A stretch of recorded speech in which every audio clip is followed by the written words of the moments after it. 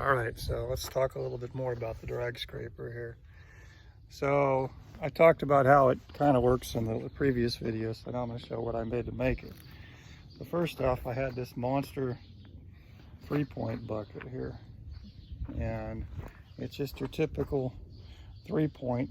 Somebody made this, I don't know, I got this tractor, who knows how many different people have had it, but it's it used to be a county tractor, I think, for somebody, and county employees they like to make things, I guess. So they made this 3-point, this bucket, and it's a monster, and I'm going to try to get a view of it here. Okay, so the bucket itself is just this this middle section from here to here. Okay, so that's what was there.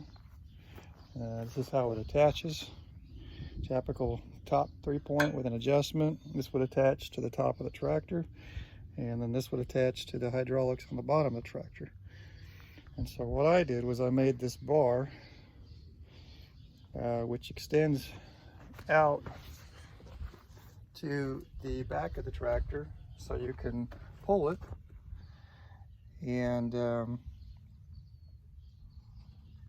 then it's just got, you know, this is just a pretty thick bar that I made, and it hooks into the existing 3-point, and I added a beam here again where we can connect it. So I basically recreated a very small version of the 3-point here on the back of the bar, and that allows you to connect this to any bucket, quite honestly, and drag it. And that's the first part of creating the drag scraper, is, you know, putting some distance with a long beam between your tractor and your bucket.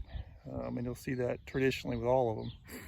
And so this is detachable, and I could hook up to that 3-point if I wanted to. Anyway, you know, just the way it used to, but I never have, quite honestly. Once I attached this and made this 10, 15 years ago, I've been using it ever since. And I've never taken it apart. I've never used a bucket ever since I had a drag scraper. And quite honestly, I would imagine that's a common experience. Once you go drag, you don't go back. Okay, tractor sense. So, I got my adjustments here, which I'll have to show later. That allows the pitch of the blade to, the whole thing to articulate a little bit and whatnot. So what did I do on the back? How did I add the wheels?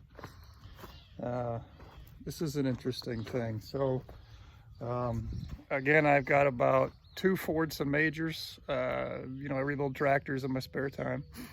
And I've rebuilt a 62 Fordson major and a 64 Fordson major, and I've got 2 other Fordsons, probably in the 50s, that I had parts and pieces with blown engines, typically blown engines and other blown parts, but typically that's what goes in the Fordson.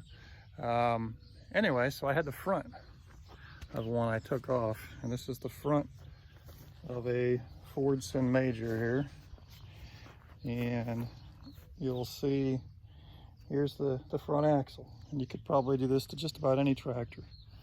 And what I did was I welded the steering linkage to the A-frame here, and I welded here. And so I've got some welds in there that keep it from turning. So I wanted to keep it straight. And then I took some hydraulic pistons out of a Ford 8N that I had a loader on it that wasn't worth a shit.